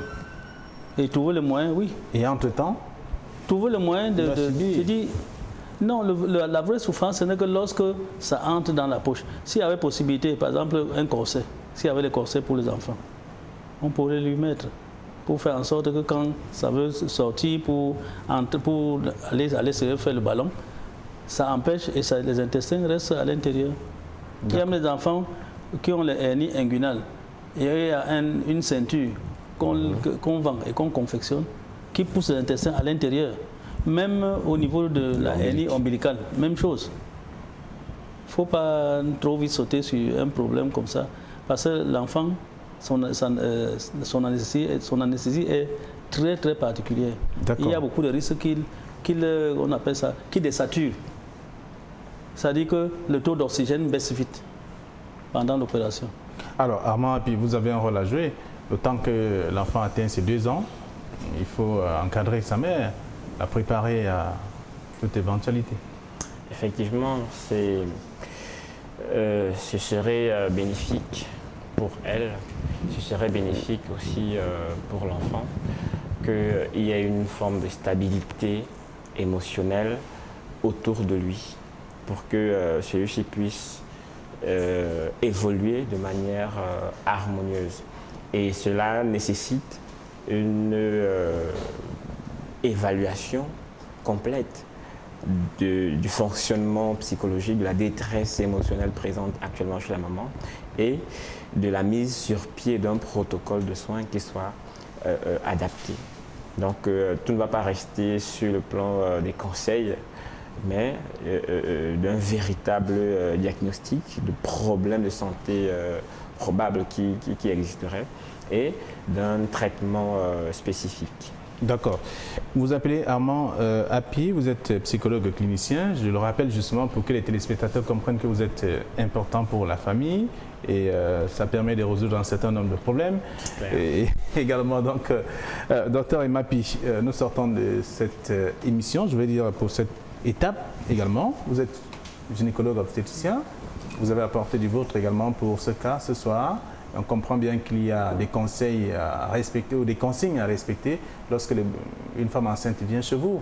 Oui. Il y a des visites qu'il faut respecter. Oui, mais avant, je vais dire quelque chose. Lorsque je suis entré dans ce studio, j'ai vu que l'enfant, il allait de gauche à droite. En matière d'intervention chirurgicale, on n'est pas trop pressé lorsqu'il n'y a pas urgence. Et je pense qu'ici, il n'y a pas réellement urgence. J'ai vu l'enfant, j'ai dit, mais attends, c'est l'enfant dont on va parler, donc il va bien. Ce qu'il faut calmer, celle qu'il faut calmer, c'est la maman. Et c'est là où son rôle est important. Il faut lui faire comprendre que ça peut attendre et qu'on peut prendre en charge l'enfant. À partir du moment où il n'y a pas péril à demeure, il n'y a pas un gros danger sur la vie de l'enfant, donc ça peut atteindre. C'est une hernie et il y a beaucoup d'hernies qu'on garde et qu'on peut opérer même après plusieurs une années. Anecdote, je connais un monsieur, père à son âme, je ne peux pas citer son nom, qui a porté sa hernie depuis l'âge de 14 ans. Et il a été opéré à 79 ans de la hernie inguinale. Il a gardé sa chose parce qu'il avait tellement peur de l'intervention. C'est lorsqu'il se trouvait que ça commençait à lui faire mal et il avait un gros ballon. Donc, il ne faut pas qu'elle se dise qu'en dira-t-on, qu'est-ce qu'on va dire de mon enfant, est-ce qu'il a une masse, est-ce qu'il a ceci, cela. Et qu'elle maintienne le contact avec moi. Deuxième. Je sais que peut-être elle va rentrer à Ayos. Si elle avait la famille ici, bon, ce serait facile. D'ailleurs, demain, il faut qu'elle vienne. Le téléphone passe à Ayos. Je vais examiner l'enfant, faire le bilan clinique d'abord, et peut-être complété par un scanner s'il le faut. Et passer le scanner. C'est ce qui sera fait demain. Oui. D'accord. Alors, elle va se calmer et à tout moment, si il y a quelque chose qui vit, que vous sentez que l'enfant, par exemple, que c'est gonflé et ça ne redescend pas. Voilà que ça descend. Qu'il crie, je vais vous dire tous les signes qui montrent que l'enfant est en état de souffrance, d'étranglement. C'est simple. Et le problème sera résolu, madame. Maintenant, pour répondre à votre question, parce que vous m'avez posé une question, oui, on ne cessera jamais de rappeler l'importance des consultations prénatales, de suivre les prescriptions de la sage-femme, du médecin. Je pense qu'on aboutira à une maternité à moindre risque ou bien une maternité sans risque. Très bien, merci. Merci à vous également. Et je pourrais ajouter une chose pour la réconforter. Il y a des malformations plus graves que celles de cet enfant. Les enfants qui naissent sans anus. Par exemple? Le premier que j'ai eu à opérer, l'enfant avait 6 jours. J'étais obligé de l'opérer. Parce que l'enfant va téter et faire caca où? Pas où? Je l'ai opéré. Et Dieu merci, on avait un très bon anesthésiste. Cette fille a aujourd'hui 27 ans. 27 ans. Et elle se porte bien? Très bien. Elle a grandi. C'est une femme peut-être qui doit être déjà mariée. D'accord. Merci à vous, docteur Tchatchoua Pierre. Il ne faut pas se presser pour opérer quand à tous les autres qui sont venus. Je voudrais vous inviter à marquer. Merci à vous également. Et restez forte, puisque vous avez les conseils de psychologues cliniciens, en même temps du médecin gynécologue et aussi du chirurgien. Déjà que vous avez rendez-vous avec lui demain, vous irez le rencontrer, il vous dira comment faire, et qu'est-ce qu'il faut faire exactement et comment vous entretenir ou entretenir cet enfant en attendant qu'il y ait une chirurgie pour lui. Je voudrais vous amener à marquer une autre pause. Ici, il s'agit des cas qui sont déjà passés sur ces antennes. Et après le premier reportage, nous allons accueillir Irène Tembe pour nous présenter la situation financière de ce premier cas. Il y en aura plusieurs autres également au cours de cette édition aussi.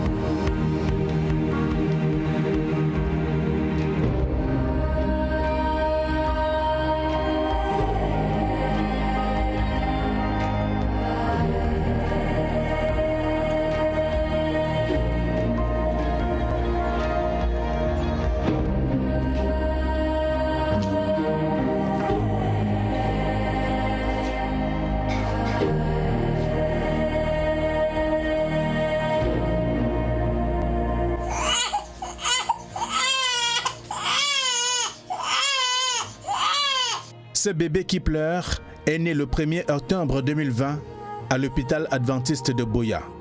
C'est dans la région du sud-ouest Cameroun.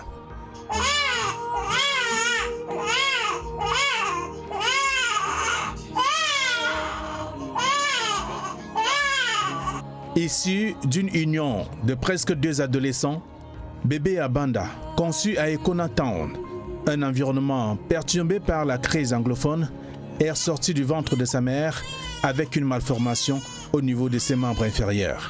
Il m'a fait comprendre qu'il venait de Kona et là-bas, c'est là-bas que les contractions ont commencé. Et il n'y avait pas de taxi, il n'y avait rien du tout. C'était vraiment très difficile. J'ai remercié Dieu parce que ils ont quand même pu arriver à l'hôpital pour qu'on puisse les prendre en charge. Par la grâce de Dieu, elle a accouché. Alors quand l'enfant est sorti, je me suis rendu compte, ma collègue et moi, que l'enfant avait les pieds beaux. Vous connaissez les pieds beaux lorsque les pieds regardent de l'intérieur. Et la particularité de cet enfant, c'est que non seulement les pieds, même les genoux, ça m'a fait très mal quand j'ai vu la situation. Et j'ai essayé de parler avec le père du gars, j'ai essayé de le calmer parce qu'il était en larmes quand il a vu l'état de son enfant, même la fille, elle était en larmes. J'ai essayé de les consoler en les faisant comprendre que ça va aller, comme l'enfant est encore petit, on peut remédier à la situation. J'ai essayé de les calmer, j'ai même essayé de tirer un peu les pieds pour voir si c'est possible. Je me suis rendu compte que c'est effectivement possible. Avec la médecine qui évolue aujourd'hui, ce sont des choses qu'on peut remédier.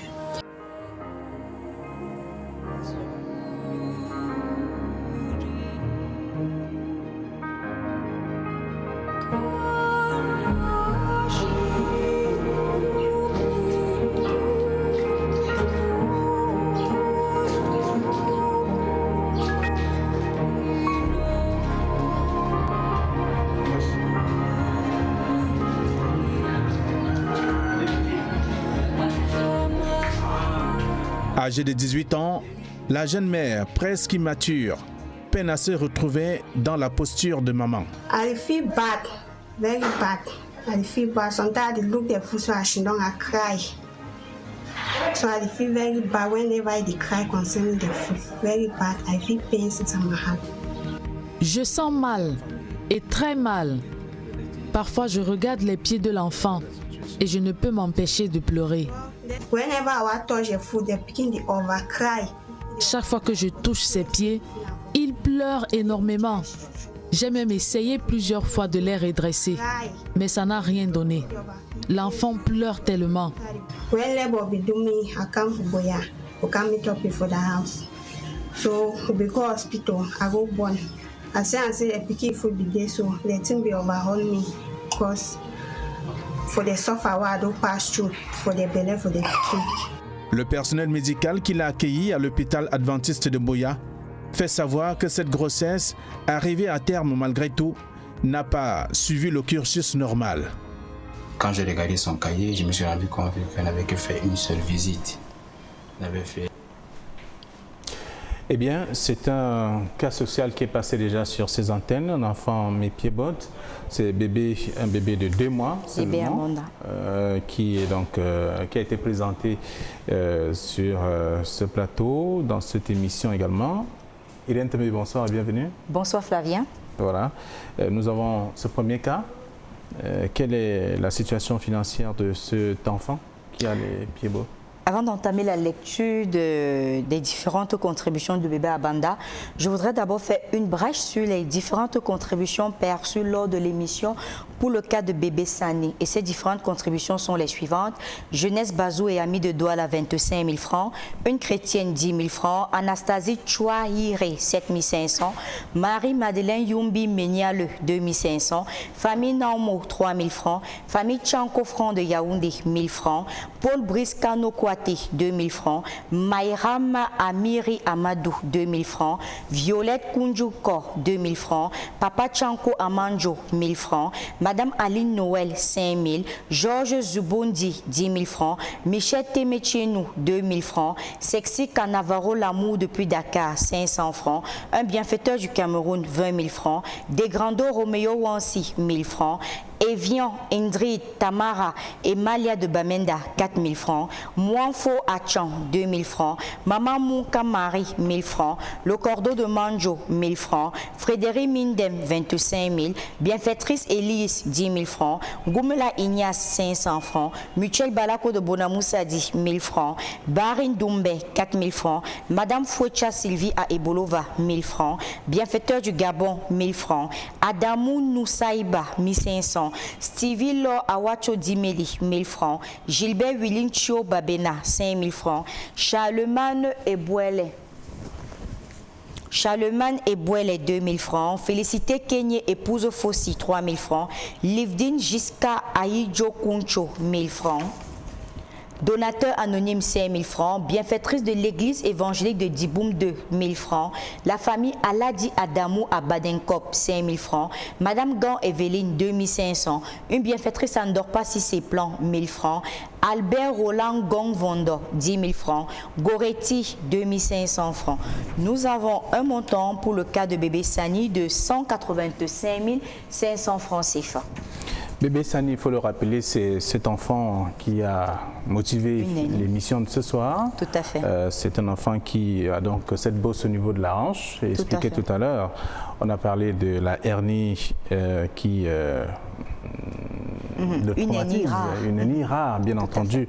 Et là, on essaiera de trouver la solution, mais des années plus tard. D'ici 2 ans. Voilà. Okay.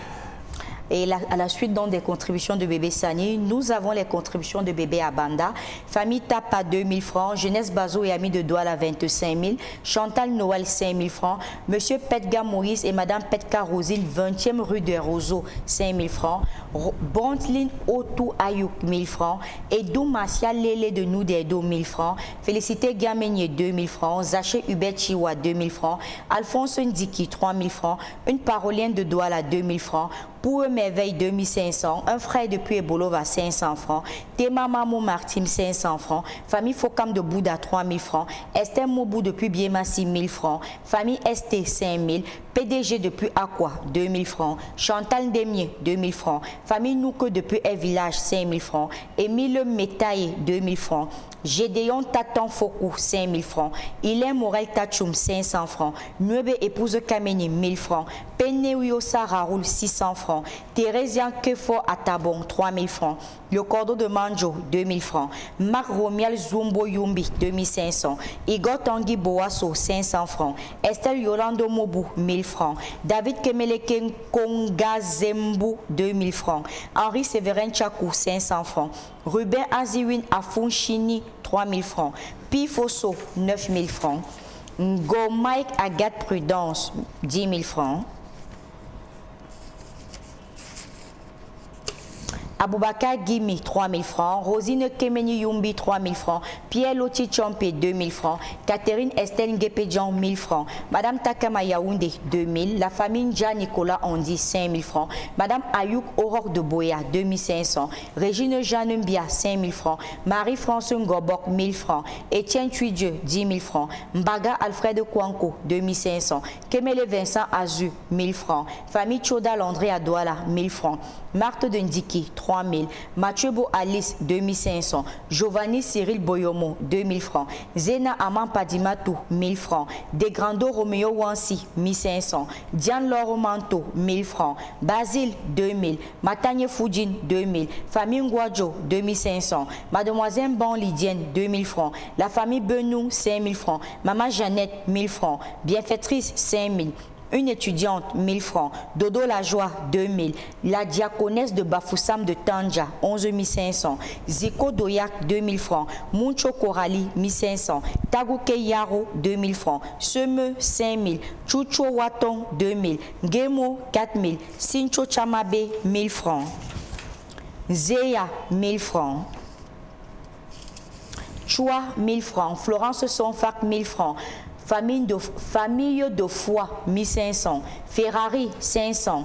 Yvan Nelson, 1000 francs. Goufar Justine de Limbe, 3000. Séraphin Gako Foucault, 500 francs. François Bakop, 2000 francs. Ma Esther de Bafoussam, 2000. Choumeni Rostan, 2500. Drussine Sidal Chumba, 3500. Stéphanie Chali Fomingum, 500 francs. Hilary Ekwele Ekane, 5000 francs. Nikeze Kemenye Djougan, 2000 francs. Joseph Désiré Kamche, 500 francs. Francis Elachi Kamta, 1000 francs. Monkam Din Cécile de Bonabéry, 3000 francs. Justine Sandra, 1600. Villarion Flore Fonkou, 500 francs. Christelle Nina Tonsa Chafa, 4000 francs. Tachago Valère de Tchan, 3000 francs. Bienfaiteur, 2000. TF, 28 500. Olivier Kamta, 1500. Fogué Martin Abouda, 2000 francs. Olivia de Dedo, 2500. Jean-Rodrigue Deyunungawa, 2000 francs. Amidou Mohamidou, 1000 francs. Alice, 2000. Bounia Augustine depuis Douala à Bonabassem, 1500. Un bienfaiteur de Yaoundé, 2000 francs. Anonyme de la cité Sikam, 5000 francs. Christiane Watom, 1000 francs. Établissement WBT William Bex Claire William Possi, 100 000 francs. Bienfaitrice de Loum, 5 000 francs. Gene Taekwondo Club, 10 000 francs. TF, 50 000. Mimbo Marie, 5 000 francs. Famille Nouboudem, 1000 francs. Laurentine Manenke Takoudjou, 1500. Ewel Wisher, 1500. Famille Ekanet de Lumdem, 5000 francs. Famille Djoumessi de Bonabéry, 2000 francs. La famille Jean-Roger Nguénan, 5000 francs. Francis de Bafoussam, 1000 francs. Un enfant Sachougan, 2500. Un autre frère depuis Ebolova, 500 francs. Kamta Olivier, 3000 francs. Michel Cuissou, 1500. Ndifo Gabriel Akanche, 1000 francs. Boyo, 500. Ton Le Pierre, 2000. Rosiane Eke, 2000. Fosso Véronique, 5500. Famille Choda Landry à Douala Village, 1000 francs. Madame Ayouk Aurore de Boya, 2500. Gaël, 5000. Une famille de Bessengue, 1000 francs. Une chrétienne, 20 000. Fomungu Stéphane Charlie, 500 francs. La famille Ateba, 10 000. La précieuse de l'Éternel, 3 000. Une sympathisante de Verneuil-sur-Seine, 2500. 12 500. Bienfaitrice, 1000 francs. William, 5 000. De Dieu Josiane, 5 000. MC de Tchan, 10 000 francs. Groupe caritatif, les 13e apôtres de Christ, 50 000. Monsieur TE, 28 300. Cuiton Serge Coigneux, 5 000 francs. Ben Sikin Bassok à Baranté, 1500 francs. Nous avons un montant pour le cas de bébé Abanda de 559 700 francs CFA. Et là, c'est le cas qui a déjà été diffusé sur ces antennes. Et là, après ce cas de bébé Abanda, il y a le cas social Gérard Fosso également. Tout à fait, l'arbitre. Nous avons le cas de Gérard Fosso qui est passé sur ce plateau le jeudi 17 septembre 2020 dernier. Et la suite des contributions que nous avons perçues sont les suivantes. Bismarck Ameni, 1000 francs. Ndiawa Pierre, 1000 francs. Choumeni Rostan, 3000. Bienfaiteur, 5000 francs. Robert Bichou, 3000 francs. Wambon, 1000 francs. Famille Longsap de Mboko, 40 000. Famille Bienfaitrice de Marois, 25 000. Serviteur inutile, 2500. Les femmes Tungang de Baleng de Douala, 30 000 francs.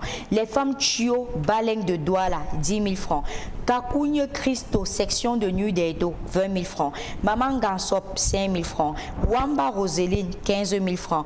Monsieur Penga Moïse et Madame Penga Rosine, 20 rue, 5 000 francs. Famille Djampou, 5 000 francs. Les femmes Djonkou Baleng de Douala, 50 000. Le couple Badieu, 1500. Madame Manga de Boya, 10 000 francs. La famille Ateba, 10 000 francs. Hubert, 2500. Famille Kouo, 10 000 francs. Association des femmes Lafay de Douala, 50 000. Carole depuis Obili, 3 000 francs. Dieu Josiane, 5 000 francs. Une chrétienne, 1000 francs. Quote Pauline de Mbanga, 5 000 francs. Famille Mungan de la cité belge, 1000 francs. Panta Dieudonné, 10 000. Tchafié Jussika de Ndorbonne, 2 000. Famille Mélie de Boya, 5 000. Famille Gansop de Bafoussam, 2 000. Maman Hélène de Mbangué, 1000 francs. Jonjo Samuel, 2 000. Un chrétien de Saint-Augustin de Tchan, 5 000 francs. Bouchon Bertine Flore, 1000 francs. La famille Laoué Joseph Afonjome Kwet, 3 000 francs. Dame Djamdoudou 1000 francs. Monsieur Mangoumé Christian de Douala, 1000 francs. Madame Wassom de Douala, 10 000. Fille de Yahweh, 5 000. Bienfaiteur, 5 000. Famille Moufo de Koto, 5 000. Un chef à Edea, 5 000. Tchonko Demo, 3500. C'est la Tchom de Damas, 2500. La famille Tala André Léandre de Garoua, 1500. Idriss Gando, 1500. Bertrand Dassi, 3000. Une chrétienne, 1000 francs. Tafo Claude, 1000 francs. La famille Djogo depuis Toubourou, 2500. Jeanne Simo de Bafoussam, 5000. Badjou Roger à Yaoundé, 1500. Evelyne Medom Kamga, 2000.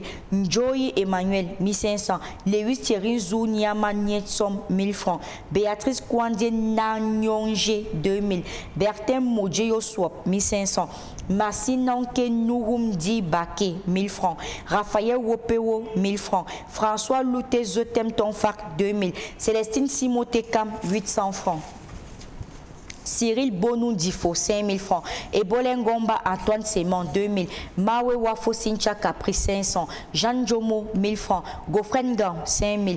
Agathe Kenko, 2 000. Ghislain Olga Saché, 1000 francs. Magne Suzanne, 1500.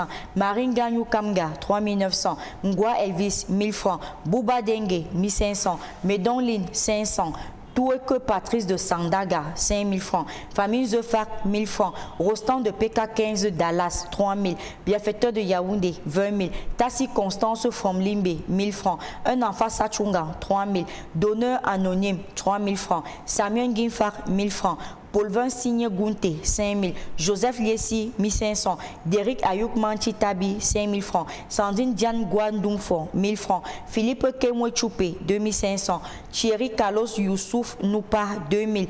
Myrène Sime, 1000 francs. Joseph Tuente, 2000. Un chrétien, 2000. Bienfaiteur depuis Yaoundé, 1000 francs. Bonjour Patrice, 2000. Hervé Tondi, 2000. Famille Bipa de Douala, 1000 francs. MC de Tchon, 10 000 francs. Nous avons un montant pour le cas de Gérard Fosso de 1 409 100 francs CFA. Il faut rappeler que Gérard Fosso, arbitre de football, a été victime d'un accident de la circulation qui l'a paralysé alors qu'il allait arbitrer un match de football à l'Ouest Cameroun. Tout à fait. Voilà, et donc il est passé sur ses antennes et il attend toujours d'être évacué à l'étranger pour sa prise en charge. Et le montant est évalué à 10 millions de francs CFA. 10 millions de francs CFA, oui. Et là, nous ne sommes qu'à 1 million et poussière. 1 409 000, ce qui signifie qu'il reste encore 1 591 900 francs CFA. 9 591 Vous voulez parler de 8 millions? Non, 8 591 900 francs CFA. Ce qui signifie, cher bienfaiteur, que la route est encore longue.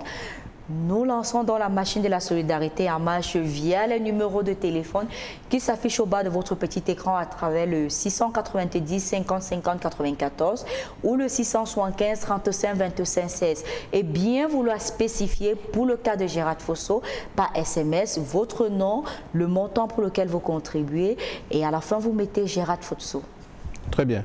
Après Gérard Fosso, il y a le cas de Petit Jordan. Tout à fait. Jordan qui est déjà en clinique depuis et qui bientôt trouvera la guérison, oui, selon les médecins qui le prennent en charge.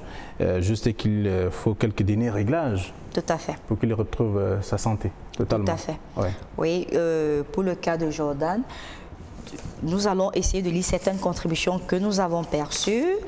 Les contributions sont les suivantes.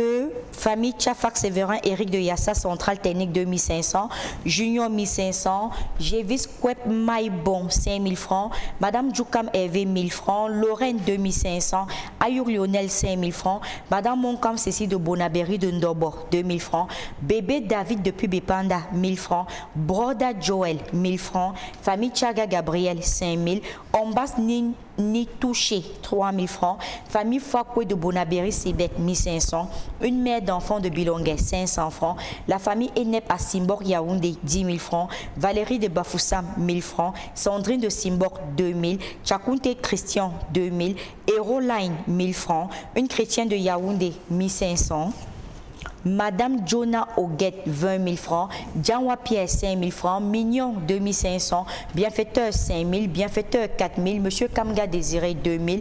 Une chrétienne à Yaoundé, 1500. Wambon, 1000 francs. Madame Damé, 3 000. Tanque Béatrice, 500. Progrès Yundango, 1000 francs. Famille Dormo Pascal depuis Boya, 7 000 francs. Famille Tuelem Aïdé à 5 000 francs. Bienfaiteur Lorraine, 2500. Madame Mokam Cécile de Bonabéry, 2 000 francs. Blanche Eco et 1500. Léonie Fokou, 2 000. Bienfaiteur Anonyme, 2 000. Bienfaiteur, 9 000. Famille Bienfaitrice de Marois, 25 000. Un étudiant, 1000 francs. Moukam Florent depuis Kribi, 4 000. Madame Etame Sarket depuis K16, 5 000 francs. EGJ, 5 000 francs. Servante de l'Éternel, 2 000. Eléa, 3 000 francs. Yaoundé Tinga, 7 000 francs. Monsieur Petga Moïse et Madame Petga Rosine, 5 000 francs. Inès, 2 000. Famille Nouboudem, 2 000. La famille Ateba, 10 000. Biacob, 4 000. Bienfaiteur anonyme de Yaoundé, 2 500. Famille Tafampa à Douala, 5 000 francs. Pour le cas de Jordan, nous avons un montant de 3 50 000 francs CFA et actuellement, nous avons effectué comme dépense une somme de 2 889 350 francs CFA. Comme solde, nous avons 160 650 francs CFA et pour que le petit Jordan puisse bientôt retourner à la guérison, il nous faut encore un montant de 1 500 000 francs CFA pour régler la dernière facture de l'hôpital. Donc, cher bienfaiteur, pour que Jordan puisse retourner à la vie normale, à la routine, pourquoi pas aller à l'école. Nous devons déjà finaliser la facture de l'hôpital qui s'élève à un montant de 1 500 francs CFA afin qu'il puisse retrouver le chemin de la guérison et pourquoi pas de la famille. D'accord. Petit Jordan, c'est bien entendu cet enfant qui est passé sur ce plateau avec le ventre totalement ouvert. Tout à fait. Et aujourd'hui, il peut sourire, il peut parler, il peut faire des mouvements. Juste qu'il faut quelques petits réglages pour qu'il retrouve totalement sa guérison. Merci à vous, Irène. Merci également à vous, Flavien. Merci également à toute l'équipe qui a contribué à la réalisation de cette autre édition de Regard Social. Georges Mitterrand, Cédric Chounat, Dani Warenzo qui est le réalisateur de ce programme Regard Social. Et le public qui est avec nous également, comme tous les jeudis soirs. Merci à vous. Zéphirin Kondi qui est là également. Et Marlise Minkoulou. Je suis Flavien Dongo. Madame, Monsieur, bonsoir. Merci de rester sur Equinox.